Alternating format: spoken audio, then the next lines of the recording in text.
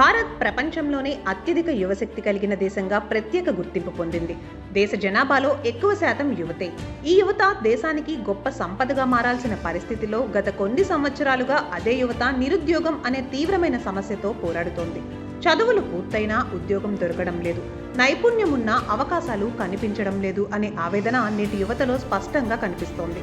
ఒకప్పుడు డిగ్రీ పూర్తయిందంటే ఉద్యోగం దాదాపు ఖాయం అనే భావన ఉండేది. కానీ నేటి పరిస్థితి పూర్తిగా మారిపోయింది. డిగ్రీ సర్టిఫికేట్ కేవలం ఒక కాగితంలా మారిపోయింది. డిగ్రీలు చేతిలో ఉన్నా ఉద్యోగాలు లేవు, నైపుణ్యమున్న అవకాశాలు లేవు అన్న భావన తీవ్రంగా పెరిగింది. ఒకప్పుడు చదువు పూర్తయిందంటే ఉద్యోగం ఖాయం అనే నమ్మకం ఉండేది. కానీ నేడు చదువు పూర్తయ్యాకే అసలు పోరాటం మొదలవుతోంది. ఈ మార్పులకు కారణం ఒక్కటే కాదు, అనేక వ్యవస్థాగత లోపాలు కలిసి ఈ నిరుద్యోగ సమస్యను పెంచాయి. నిరుద్యోగం పెరగడానికి ప్రధాన కారణాల్లో ప్రధానంగా చర్చించుకోవాల్సిన అంశం మన విద్యా వ్యవస్థ. మన విద్యా విధానం ఇప్పటికీ మార్కులు, పరీక్షలు, సర్టిఫికెట్లు చుట్టూనే తిరుగుతోంది. పుస్తకాల్లో ఉన్న విషయాలు నేర్పుతున్నాం కానీ వాస్తవ ప్రపంచంలో అవసరమైన నైపుణ్యాలను విద్యార్థులకు అందించడం లేదు. దీంతో చదువు పూర్తయ్యాక యువత ఉద్యోగ మార్కెట్లోకి అడుగు పెట్టగానే తాము అనర్హులము అనే భావనకు గురవుతున్నారు. డిగ్రీ ఉన్నా ఉద్యోగానికి కావాల్సిన ప్రాక్టికల్ స్కిల్స్ ఉండడం లేదు. ఇది విద్యా వ్యవస్థకు, కంపెనీలకు మధ్య ఉన్న పెద్ద అంతరాన్ని స్పష్టంగా చూపిస్తోంది.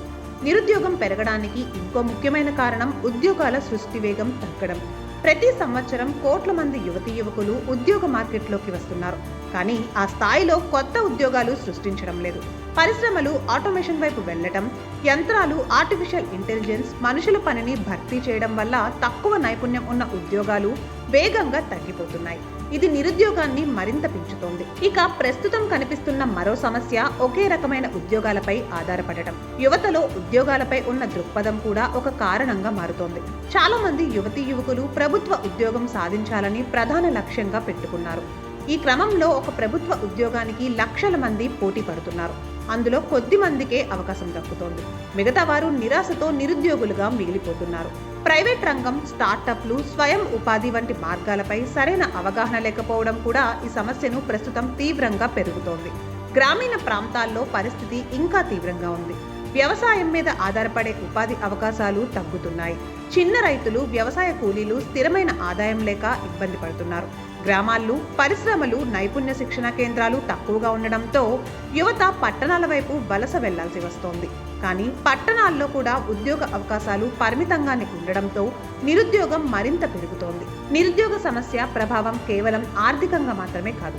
యువతలో నిరాశ, ఆత్మవిశ్వాస లోపం, మానసిక ఒత్తిడి పెరుగుతోంది. దీని ప్రభావంగా సామాజిక సమస్యలు, నేర ప్రవృత్తి, అసంతృప్తి వంటి సమస్యలు తలెత్తే ప్రమాదం ఉంది. దేశ భవిష్యత్తు అయిన యువత ఇలాంటి పరిస్థితుల్లో చిక్కుకోవడం దేశానికి తీవ్ర నష్టం. అయితే ఈ సమస్యకు పరిష్కారం అసాధ్యం కాదు. ముందుగా మన విద్యా వ్యవస్థలో మార్పులు రావాలి. చదువుతో పాటు నైపుణ్య శిక్షణను తప్పనిసరిగా చేయాలి. ఇంటర్న్షిప్లు, అప్రెంటిస్షిప్లను విద్యలో భాగంగా తీసుకురావాలి. విద్యార్థులు చదువుతున్నప్పుడే పరిశ్రమల అవసరాలను తెలుసుకునేలా చేయాలి. ప్రభుత్వం, ప్రైవేట్ రంగాలు కలిసి ఉద్యోగాల సృష్టిపై ఎక్కువ దృష్టి పెట్టాలి.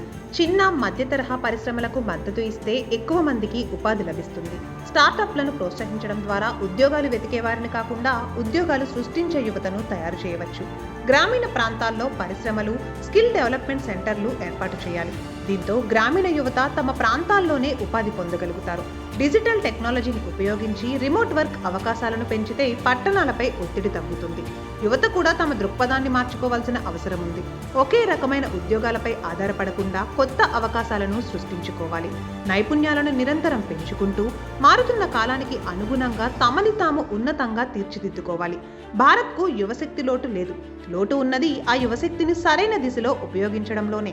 యువతకు సరైన దిశ, సరైన నైపుణ్యం, సరైన అవకాశాలు లభిస్తే నిరుద్యోగ సమస్య ఒక సవాలుగా కాకుండా దేశాన్ని ముందుకు నడిపించే శక్తిగా మారుతుంది.